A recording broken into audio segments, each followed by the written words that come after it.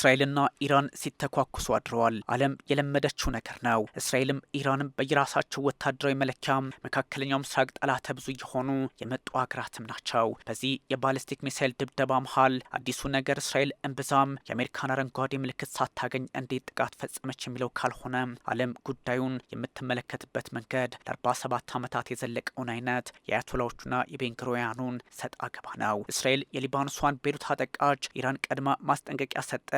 እሱን ተከትሎም በሰሜናዊ እስራኤል 10 የባሊስቲክ ሚሳይሎችን ተጠቅማ ድብደባ ፈጸመች። የኔታንያሁ ምርጫ መስማማት ብቻ ነው ትራምፕ በሚል አወጁ። እስራኤል አዳሯን በኢስፋሃን፣ ቴህራንና ታብሪዝ ላይ የአየር ጥቃት ፈጽማለች። ኢራንም ወዲያውኑ ሁለተኛውን አጸፋ ሰጠች። በእስራኤል ነቫቲም ላይ ኢላማ ያደረገ ጥቃት ነው። ያለ የቀጠለ ውጥረታቸው ደግሞ መካከለኛው ምስራቅን ከመቶ ቀናት በኋላ የከፋ ነውጥ ውስጥ ከቶታል። በእስላማዊት ኢራን ሪፐብሊክ ላይ ማስጠንቀቂያ ቢሰጥም ልጆችን በመጨረስ የሚታወቀው የጽዮናውያኑ አገዛዝ ሁሉንም ቀይ መስመሮች ጥሷል። በደቡባዊ ሊባኖስና በደቡባዊ ቤይሩት ጥቃታቸውን አጠናክረው ቀጥለዋል። በደቡባዊ ቤይሩት ጥቃት ከተሰነዘረና ወንጀል ከተፈጸመ በተያዙት ግዛቶች ላይ ጥቃት እናደርሳለን በሚል ቀድመን አሳስበናል። ፕሬዚዳንት ዶናልድ ትራምፕ በመጪው አጋማሽ ዘመን ምርጫ ላይ የተጋረጠባቸውን ጀርባ የመሰጠት የፖለቲካ አካሄድ ለመቀልበስ አንድም በኢራን ላይ የወሰዱትን እርምጃ በስኬት ማጠናቀቅ፣ አንድም አሁን ላይ ካልተሳካላቸው አይቀር በድርድር መቋጨት ውጥናቸው ሆኖ ነበረ። ለዚህም ነው የእስራኤል የቅርብ አጋር በዋይት ሀውስ የፕሬዚደንቶች ታሪክ እንደ ትራምፕ ለእስራኤል ማን አለ ለሚሉት ጠቅላይ ሚኒስትር ቤንያሚን ኔታንያሁ ቴህራንን እንዳይመቱ የሚል ማሳሰቢያ ከሪፐብሊካኑ ሰጠ የሚለው ጉዳይ እንግዳ የሆነው።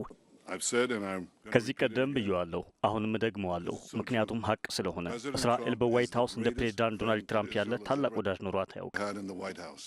ከዋሽንግተን ቁልፍ ፖለቲከኞች መረጃዎችን በማግኘት ተወዳዳሪ የለውም የሚባለው አክሲዮስም ያስነበበው ይሄ ነው። እስራኤል ተመታ፣ እንዴት ትራምፕ ጥሪያቸው ወደ ኢራን እንዳትተኩስ ይሆናል የሚለው ጥያቄ በተወሰነ ምላሽ አልባ የሆነ የቀጠለውም ለዚህ ሳይሆን አይቀርም። በእርግጥ በትራምፕና በኔታንያሁ መካከል ፖለቲካዊ ባይባልም እንኳን መጠነኛ የከባቢው ላይ ዲፕሎማሲያዊ አረዳድ ልዩነት መፈጠሩን የሚጠቁሙ መረጃዎች ከ4-5 ጊዜ በላይ ወጥተዋል። ዋሽንግተን የቴህራኑን ውጥን በራሷ ስትራቴጂ ልክ ሰፍታ ማጠናቀቅ በድርድርም ይሁን በተወሰነ ወታደራዊ ማፈግፈግ ፍላጎቷ ነው። ኔታንያሁም በራሳቸው ፖለቲካው መቋጨት እስራኤልንም አይበገሬ በመካከለኛው ምስራቅ አድርገው ለህዝባቸው ማሳየት ይፈልጋሉ። በዚህ ልዩነት ውስጥ ያለው ወታደራዊ እርምጃ በርካታ ጥያቄዎችን እያስነሳ ነው። ወዲያውኑ ትራምፕ በዋይት ሀውስ ማብራሪያ ከተሰጣቸው በኋላ ኢራን ወደ ድርድር ጠረጴዛው ትምጣ፣ የተሻለው እሱ ነው ማለታቸው ጠቋሚነቱ አይዴፍ አጸፋ እንዳይሰጥ መልእክት መስደድ፣ አይአርጂሲም ወደ ፖለቲካዊ መድረክ ይምጣ እንደሆነ ግልጽ ነበረ። ግን ደግሞ ሁለቱ ኃይሎች በከባዱ ሲጠቃቁ አደሩ። ያም ሆኖ ግን ጉዳዩ ሌላ ሆኗል። ኢራን ሁለተኛውን የጥቃት ማዕበል በእስራኤል የተለያዩ አካባቢዎች ላይ ስትከፍት አሁንም ቴልአቪቭ ምላሽ እየሰጠች ከቀጠለች አውዳሚና ታይቶ የማይታወቅ በአንድ ጊዜ ድል የምንቀዳጅበት ጥቃት እንከፍታለን በሚል ኢራን ከዛተች የሁኔታዎችን መወሳሰብ ያሳያል። ምንም እንኳን ዝርዝር ማብራሪያዎችን ማግኘት አዳጋች የሆነ ቢመጣም በኢራኑ ፔትሮኬሚካል ግዙፍ ስፍራ ማሻር ላይ እስራኤል ጥቃት አድርሳለች። ኢራን የተወሰኑ ሰራተኞችን ማስወጣቷን ማሳውቃለች። የእስራኤል ጦር ፔትሮኬሚካሉ ላይ ጥቃት መፈጸሙን ሲያሳውቅ የኢራን ሚዲያዎች ጉዳት መድረሱንም ዘግበውታል። አብዮታዊ ዘቡ ለእስራኤል የማስጠንቀቂያ ተኩስ እንጂ ጥቃት አይደለም በሚል ማሳሰቡና የእስራኤሉ ብሔራዊ ደህንነት ሚኒስትሩ ኢታማር ቤን-ግቪር ደግሞ ቴህራን መቀጣጠል አለባት በሚል ሀሳባቸውን ማጋራታቸው በሁለቱ ኃይሎች መካከል ያለው ውጥረት በቀላሉ እንደማይበርድ ማሳያ ነው። ያም ሆኖ ግን በአሜሪካ ፖለቲከኞች መካከል ያለው መለሳለስና ኔታንያሁ ልክ እንደ 47 ዓመታቱ አይነትና ላለፉት 3 ዓመታት ወደ ነበረው የመካከለኛው ምስራቅ ውጥረት በጦርነት ስም ባይወስዱት መልካም ነው ብለዋል።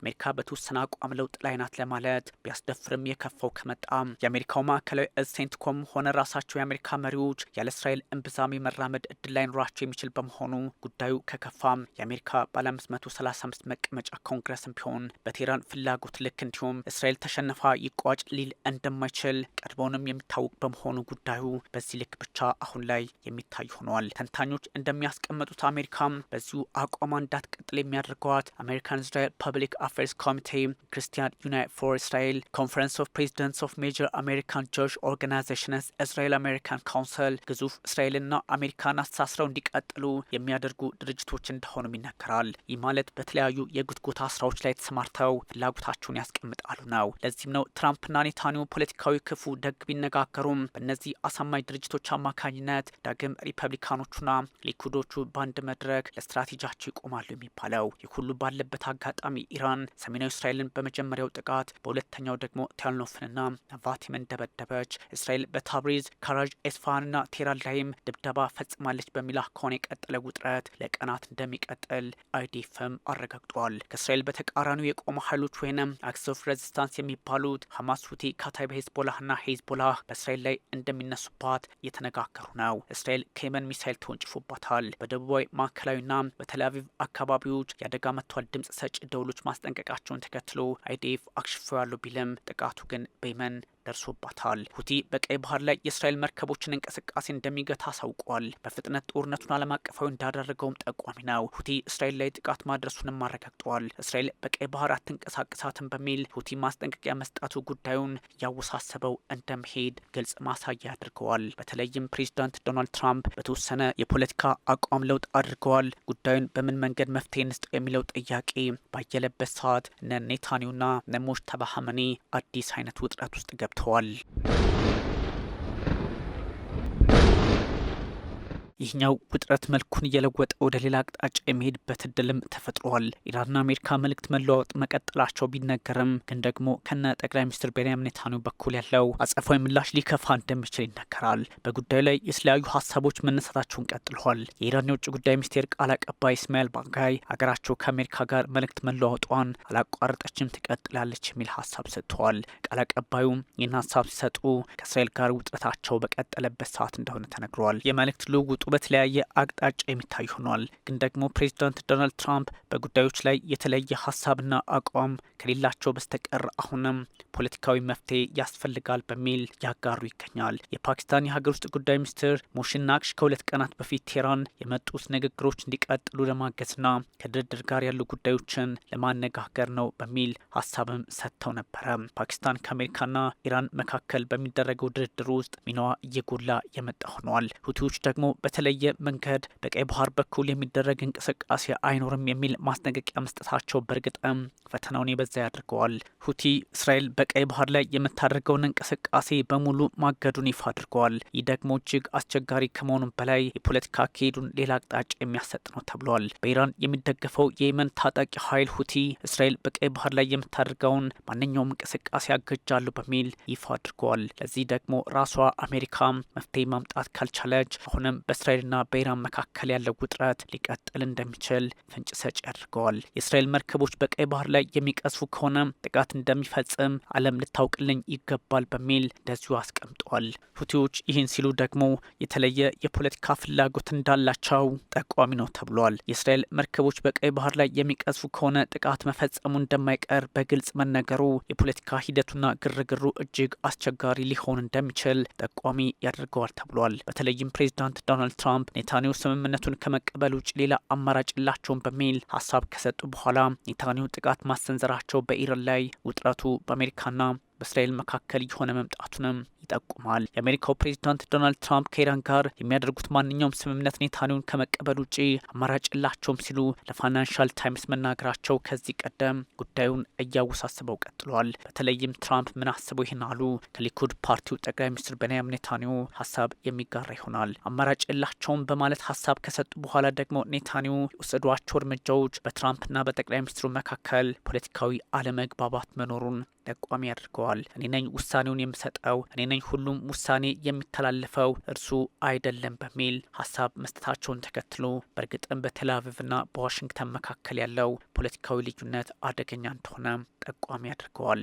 ትራምፕ በዚህኛው አጋጣሚ አቋማቸውን ለማስቀመጥ ሞከሩ እንጂ አንዳንድ ሁኔታዎች ዛሬም ከቴል አቪቭ ጎን መሆናቸውን ይጠቁማሉ በሚል ሀሳብ ሰጥተዋል። ኢራን እስራኤል ላይ ጥቃት ከፈጸመች በኋላ ጦሩ በድጋሚ ያጸፋ ምላሽ መስጠቱ እንደዚህ አይነት ሁኔታዎችን ጠቋሚ ያደርጋቸዋል። ሚያዝያ ላይ ከአሜሪካ ጋር የተኩስ አቁም ከደረሰች ወዲህ ለመጀመሪያ ጊዜ ወደ እስራኤል ሚሳይሎችን እንዳስወነጨፈች ምሽቱን ይታወቃል። የእስራኤል ጦር የቴህራን ጥቃት ተከትሎ በምዕራብና ማዕከላዊ ኢራን በሚገኙ ወታደራዊ ኢላማዎች ላይ ጥቃት ፈጽመዋል። የኢራን አብዮታዊ ዘብ ኃይል IRGC ሚሳይሎቹ ለሳምንት የሚቀጥለው ጥቃት የመጀመሪያ ነው ሲል ሀሳብ መስጠቱም ደግሞ በእርግጥም በሁለቱ ኃይሎች መካከል ያለው እጅግ አስቸጋሪ ፖለቲካዊ ውጥረት ወደ ወታደራዊ ፍጥጫ መራመዱን ገሃድ የሚያደርግ ነው ተብሏል። ትራምፕ እስራኤል ዳግም ጥቃት የምትፈጽም ከሆነ ግጭቱ ለ47 ዓመታት አሊያም እንደ 3000 ዓመታቱ ይቀጥላል በሚል ሀሳብ መስጠታቸው አንዳንድ ጉዳዮች በተለየ መንገድ እንዲታዩ ያደርጋል። የፕሬዝዳንት ዶናልድ ትራምፕ የፖለቲካ አካሄድም ሆነ አንዳንድ ወታደራዊ እርምጃቸው በእርግጥም ዋጋ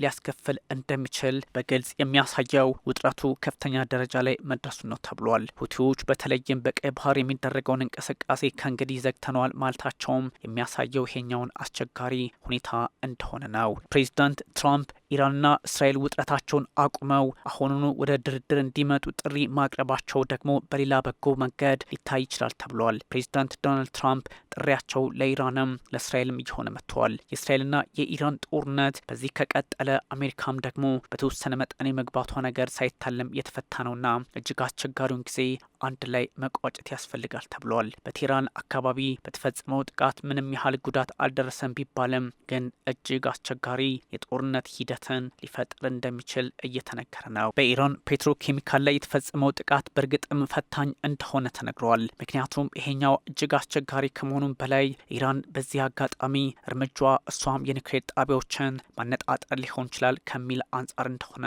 እየተነገረ ነው። ውጥረቶች ሌላ መልክ እንዳላቸው ይነገራል። በዚህ አጋጣሚ ፕሬዚዳንት ዶናልድ ትራምፕ አንደኛውን አካሄዳቸውን ለሰላም ማድረግ ነበረባቸው። ሄድ መለሱ ይህን አደጋ የፈጠረ ነው ተብሏል። የኢራን ፖለቲከኞችም በራሳቸው አካውን የሚወስዷቸውን እርምጃዎች ልክ እያደረጉ መውሰዳቸው፣ እነ ኔታንያሁም ተመሳሳይ እርምጃ መውሰዳቸው እጅጉን አስቸጋሪ የመካከለኛው ምስራቅ ፖለቲካ እየሆነ እንደሚቀጥል ጠቋሚ ነው ተብሏል። የሂዝቦላህና የቤሩት ጉዳይ በእርግጥም ኢራን የፖለቲካ አንዱ ምዕራፍ ነው በሚል አቋሟን እየገለጸች ይገኛል። ሂዝቦላ በኢራን ላይ የተለያዩ ጥቃቶችን ሲሰነዘሩ ቆሜ አላይም በሚል አሁንም ጥቃቱን ሰንዝረዋል። በዚህኛው አጋጣሚ ሊባኖስ ላይ ለሚሆነው ሁሉ ኢራን ምላሽ ትሰጣለች። ፕሬዚዳንት ዶናልድ ትራምፕም ለመፍትሄ መስራት አለባቸው የሚል መረጃ መውጣቱን ቀጥሏል።